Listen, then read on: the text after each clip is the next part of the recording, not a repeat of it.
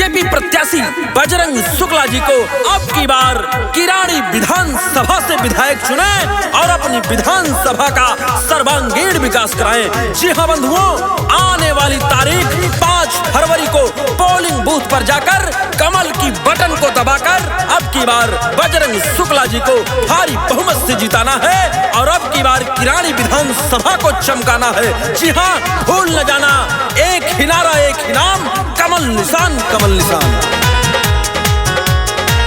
मेरे भाइयों बहनों आओ, कमल का बटन दबाओ, कमल का बटन दबाओ। मेरे भाइयों बहनों आओ, कमल का बटन दबाओ, बजरंग शुक्ला को जिताओ, अब की विधायक बनाओ। तीसरे खाने वाली कमल का बटन दबाना है, अपने किराड़ी विधानसभा को चमकाना है। तीसरे खाने वाली कमल का बटन दबाना है, बजरंग शुक्ला जी को विधायक बनाना है। मेरे भाइयों बहनों आओ, आने वाली तारीख 5 फरवरी को याद रखना, तीसरे नंबर वाली बटन को दबाना है, कमल का बटन दबाना है और भैया बजरंग शुक्ला जी को किराड़ी विधानसभा का विधायक बनाना है। जी हाँ बंधुओं, बजरंग शुक्ला जी को अब की बार अपने किराड़ी का विधायक चुने और अपने क्षेत्र का सर्वांगीण विकास कराएं। जी हाँ, याद रखना है, तीसरे नंबर वाली बटन कमल का बटन दबाना है और बजरंग शुक्ला जी को जिताना है।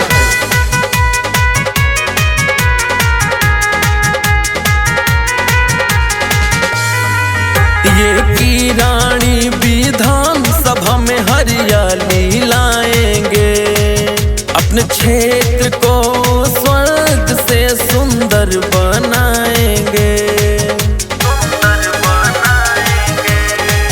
ये किराड़ी विधानसभा में हरियाली लाएंगे, अपने क्षेत्र को स्वर्ग से सुंदर बनाएंगे।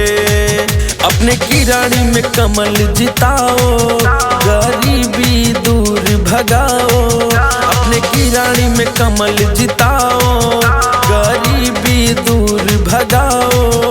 तीसरे खाने वाली कमल का बटन दबाना है, अपने किराड़ी विधानसभा को चमकाना है।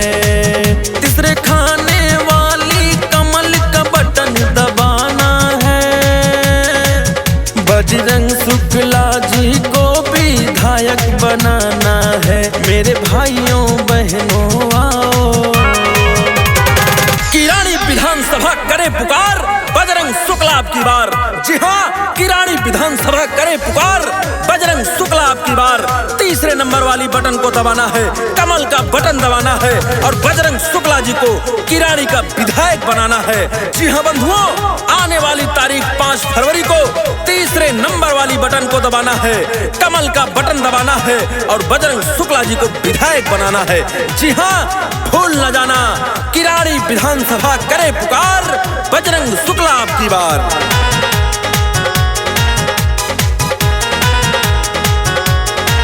सबसे दयालु सबके प्यारे बजरंग शुक्ला जी, बात है इनका, काम है इनका एक नंबर जी। सबसे दयालु सबके प्यारे बजरंग शुक्ला जी, बात है इनका, काम है इनका एक नंबर जी। ये सबका ध्यान रखेंगे, ये सबका मान रखेंगे, ये सबका ध्यान रखेंगे, ये सबका मान रखेंगे।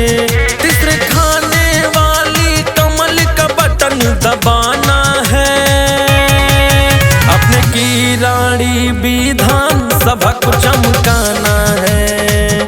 तीसरे खाने वाली कमल का बटन दबाना है, बजरंग शुक्ला जी को अब की जिताना है।